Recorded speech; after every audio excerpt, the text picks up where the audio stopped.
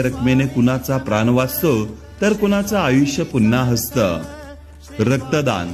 स्वामी सेवेकरांचं रक्त ज्यांना गरज आहे अशा रुग्णांना मिळेल त्यावेळी किती मोठं भाग्य असतं. आपल्या रक्तातून कोणाचं आयुष्य टिकून राहतं. ज्ञानदान.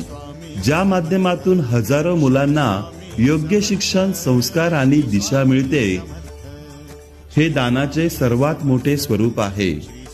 स्वयंरोजगार. जिथे गरजू कुटुंबांना, महिलांना स्वतःच्या पायावर उभं राहण्यासाठी साधनं दिली जातात, त्यांच्या घरात आनंद आणि अभिमान दोन्ही फुलतात. अन्नदान. जिथे उपाशी लोकांना पोटभर अन्न मिळतं, त्या तृप्तीचा आशीर्वाद जेव्हा त्यांच्या मुखातून निघतो तेव्हा तो आशीर्वाद आपल्या पिढ्यानपिढ्यांचं कल्याण करतो. म्हणूनच कृष्णा, दान म्हणजे फक्त पैशांचं देणं नाही, ते म्हणजे जीवनाचं वाटप, आनंदाचं प्रसारण आणि स्वामींच्या कार्यातलं थोडंसं योगदान.